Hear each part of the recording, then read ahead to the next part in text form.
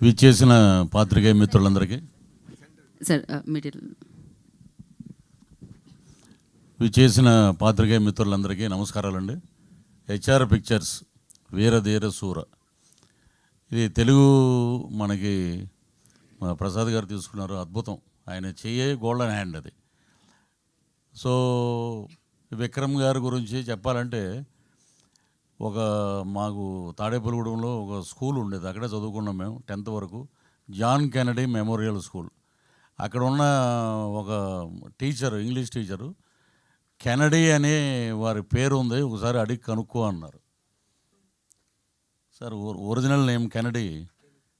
Okay అంటే ఆ dedication, ఆ ఇన్స్పిరేషను, ఆ మోటివేషను, ఆయన ఇదే మన ఎర్రగడ్డ దగ్గర థియేటర్లో శ్రీహరి గారు నేను అపరిచితుడు సినిమా 3 సార్లు చూసామండి. 3 సార్లు గోకుల్ థియేటర్.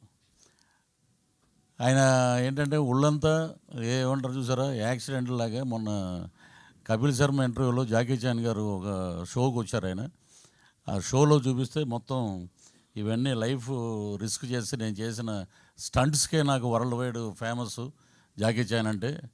అలాగే మా విక్రమ్ గారు అటు యాక్షన్ కానీ, అటు లవర్ బాయ్గా కానీ, ఇటు ఫ్యామిలీ సెంటిమెంట్గా కానీ, ఏదైనా 100 కాదు 1000% పండించే ఏకైక నటుడు, డిక్షనరీ ఆఫ్ యాక్టింగ్ విక్రమ్ గారు. ఇంతమంది ఇప్పుడు ఇక్కడ ఉన్న సూరజ్ వచ్చి తను 2 కంట్రీస్ సినిమాకి తనకి నేషనల్ అవార్డు వచ్చింది. ఒక పక్కన already national award, 7 Filmfare awards, south Indian awards చాలా ఉన్నాయి. ఇటువంటి దిగ్గజాల మధ్యలో మరో దిగ్గజం మా ఎస్జే సూర్య గారు. ఒకప్పుడు ముత్యాల ముగ్గు సినిమాలో రావు గోపాలరావు గారు యాక్ట్ చేస్తే first time LP records dialogues వచ్చినాయి, ఫస్ట్ టైం. అలాగే సూర్య గారికి కూడా ఫ్యూచర్లో ఆ రికార్డ్స్ వస్తాయన్నమాట, ఆ డైలాగ్స్ వినాలని. అంత ఇదిగా ఎక్కడైనా వాయిస్ వినపడిందంటే సూర్య గారు అంటున్నారు అన్నమాట. ఆ లెవెల్కి ఆడియన్స్లోకి ఆయన వెళ్ళిపోయారు. అద్భుతమైన వారి గురించి మనం చెప్పాల్సిన అవసరం లేదు. Is also a very good director.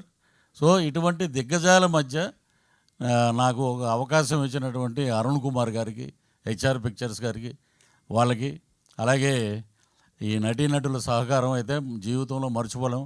నేనైనా యాక్ట్ చేసాను అంటే ఎప్పుడు క్లీన్ షేవ్ తోటి ఉండేవాడిని. గెడ్డం పెట్టారు, ఆ గెడ్డం చాలామందికి అడ్డం అంటారు, కానీ నాకు మటుకు అదృష్టం అది. నాకు దగ్గర ఇప్పుడు ప్రాసెస్లో 4 సినిమాలు ఉన్నాయి. ఏమంటే గెడ్డం తీసారా? లేదండి. బతికిచ్చారండి, గెడ్డం మటుకు అలాగే ఉంచండి మీరు. సో తెలుగులో మెయిన్ క్యారెక్టర్ ఒకటి చేస్తున్నాను, త్వరలో రివీల్ చేస్తాను, అది పెద్ద డైరెక్టర్ గారు. సో గెడ్డం నాకు అలా అదృష్టమైంది వీరధీర సూరని సినిమా ద్వారా. సో డెడికేషన్ ఎలా ఉంటుందంటే, విక్రమ్ గారు మేకప్ అయి వచ్చి ఒకసారి అందరినీ పిలిపించి ఆ సీన్ నేరేషన్ అయిపోయాక సరదాగా నవ్వుతూ మాట్లాడి ఇక మొదలుపెట్టాక సాయంత్రం 7 గంటల నుంచి ఉదయం 6 వరకు అలా కంటిన్యూగా జరుగుతూనే ఉంటుంది. ఒకరోజు ఆయనే అన్నారు, పాలోడు కూడా వచ్చేసాడు ఆ పల్లెటూరులో, త్వరగా ప్యాకప్ చెప్పండి అని. అంత డెడికేటెడ్ హీరో గారు. అక్కడే కూర్చునేవారు అన్నమాట, ఆ చెట్టు కింద క్యారవాన్ దగ్గరికి వెళ్ళటం. ఏమో వన్స్ ఒకసారి వచ్చారంటే మళ్ళీ భోజనానికి వెళ్ళటం, మళ్ళీ వచ్చి అక్కడ కూర్చోవటం. సో అంత డెడికేటెడ్. వీళ్ళ దగ్గర నేర్చుకోవటం, నిజంగా యాక్ట్ చేయటం వల్ల మాకు చాలా విషయాలు బోధపడి.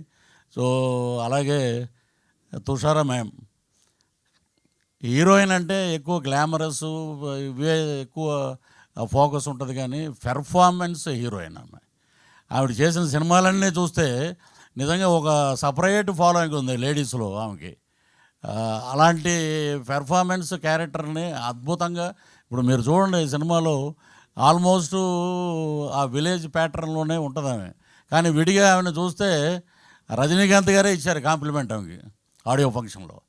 అద్భుతంగా మనకి ఉన్నటువంటి బ్రహ్మాండమైన హీరోయిన్స్లో నేను అనుకోవటం ఏంటంటే, she is another Soundarya for Tamil and Telugu industry. Not only in బైలాంగ్వేజ్, ఈ రెండే కాదు, ఆల్ ఓవర్ ఇండియా స్కోరింగ్ మాట. అంటే నాకు తెలిసిన ఇప్పుడు సావిత్రి గారితో మనం అంత ఓల్డ్లో పోల్చారంటే అంటారు మళ్ళీ. కాదు, ఆవిడ సౌందర్య గారిలాగా అద్భుతమైన క్యారెక్టర్స్ చేస్తూ ఆమెకంటూ ఒక ఇమేజ్ సంపాదించుకున్నది ఆమె.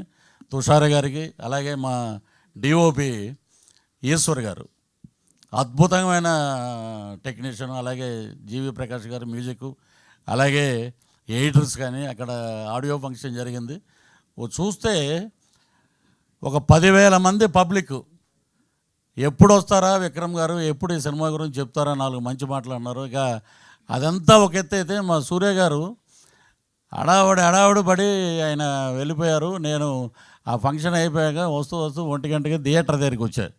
లోపల ఆయన డబ్బింగ్ చెప్తున్నారు.